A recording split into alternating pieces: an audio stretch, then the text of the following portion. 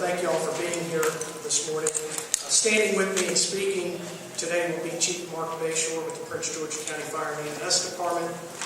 And I'd also like to recognize Deputy Chief and County Fire Marshal Scott Hoglander, Chief Rich McLaughlin, Deputy Chief James Brooks with the Laurel Police Department, who will be able to address questions regarding the ongoing investigation. I'd like to take this opportunity to acknowledge a few that are here in the audience. Our Council President, Fred Smalls, Mike Les, Council Member Donna Prairie, Member of our Council, Valerie Nicholas, and Ed Riggs, all members of our Council. Our Acting City Administrator is Marty Fleming, and our Director of Park and Recreation is Mike Lotsky. I'd also like to acknowledge Mr. Craig Frederick, who's the Chairman of the City of Laurel's Crime Line, as well as Shirley Bell, who is a member of that Board of Directors for the Crime Line as well. We also have business and community leaders here, and I want to thank them for attending. And I think just walked in is Brian Moe, the Director of Prince George's County Homeland Security. We are here today to update members of the media and the general public about the recent fires that have occurred in the city of Laurel at two of our parks that totally destroyed playground equipment. And that is, they are heavily used by our neighborhood kids. Replacement costs for these pieces of equipment are well over $275,000. The City of Laurel has offered a $5,000 reward for information leading to the conviction of a person or persons who did such an act. I will have more to say about the reward later. Laurel is a great place to live, work, and enjoy by all, but I am greatly concerned by some of the recent activities involving malicious fires and troublesome behavior by a few. Fortunately, there has been no personal injury as of yet, but I am concerned by not only the damage that has been done, but the perception of this public safety. The playgrounds and other structures can be and will be rebuilt. As you know, the emotional toll on kids can be long-lasting, and it is important for the Laurel community to know that our parks and playgrounds are safe.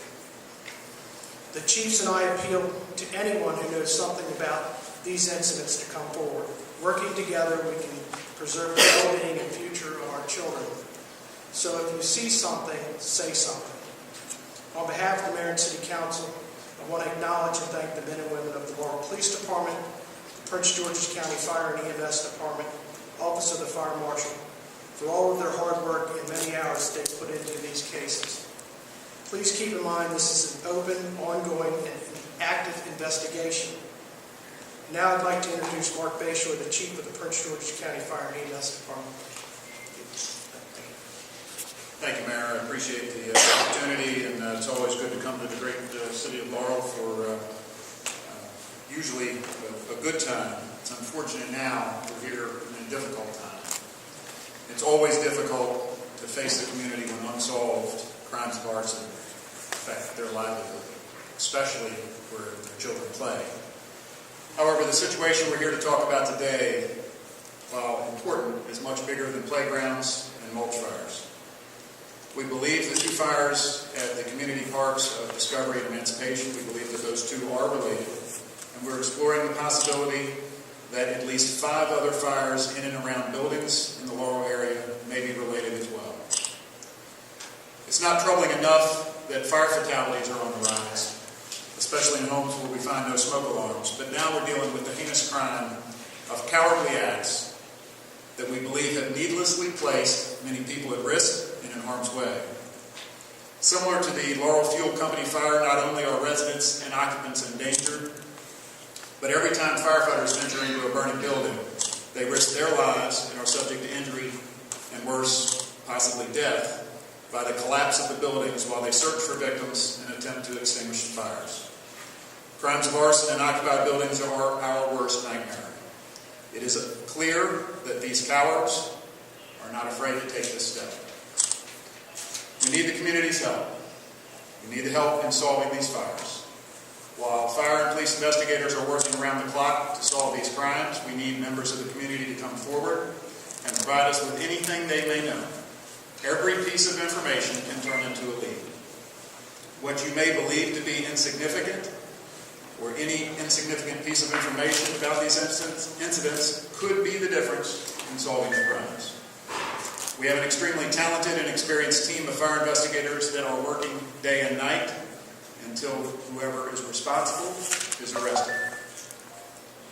I encourage anyone with information, pictures, videos, anything from any of these incidents to contact investigators at 301-77-ARSON. That's 301-772-7766. Call investigators regardless of how insignificant you believe the information may be. Remember that this is an active criminal investigation, as the mayor said. And additional specifics, including items of evidence, cannot and will not be discussed at this time. Once again, we urge the public to call 301-77-ARSON. That's 301-772-7766 with any information they might have, no matter how insignificant you may think it is. We must stop this evil before tragedy strikes in unspeakable ways. We're going to open it up for questions now with the two investigators behind us, the fire marshal and the police chief. Anybody from the media that may have questions? Chief, what is connecting those additional 5 fires to these other 2? We're looking at the number of fires that we have determined to be intentionally set in a small geographical area in a short period of time. When you compare that to normal response patterns, it's a high enough number to show some concern. And there were 2 arrests, right, in the Granville Goody Park. Is there any connection, any same group of people? Have you guys looked into that? At this point, we don't believe they are connected. The process is not the same with the incidents, and these were juveniles that were arrested and charged. So at this point, they are not related. I just had a question regarding the map. You mentioned Granville Beauty Park on there. Is that a separate incident from the one in which the 2 juveniles were arrested? The date is different. There was another incident at Granville Beauty Park where the stage was attempted to be set on fire. Okay. And do you believe that is possibly connected to the other ones?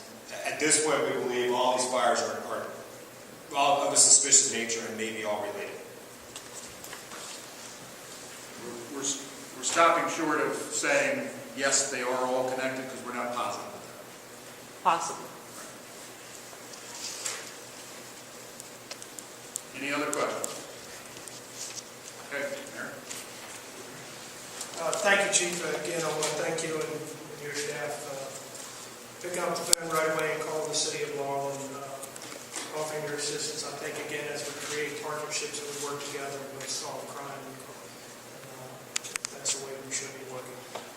Lastly, in an effort to aid in the investigation, the city of Laurel will contribute double the reward, up to $10,000, as an incentive for information leading to the arrest and conviction of the person or persons responsible for setting these fires in Laurel. Our parks, all of our city streets, our area businesses should be safe and welcoming to all of us to live, work, and enjoy the Laurel area. The safety and the well-being of our children, our residents, and that of our visitors is first and foremost. I want to thank you, and unless there's other questions that you may have for the investigators, that'll conclude our discussion. Another question here. Do you guys have a motive? Have there been any threats, any indication beforehand that this is happening? We're very early in the stages of the investigation, and everything is open at this point. So no motive has been determined, and it's too early to say anything. But any threats toward the fire police? A question for Chief Bashoor, if you could step up. Chief, I know you addressed this a little bit, but I believe in both Prince George's County and nearby municipalities over the years, as well as around the country, arson fires have claimed the lives of firefighters, and that although no injuries have been reported thus far, you all take this situation very seriously. Oh, absolutely.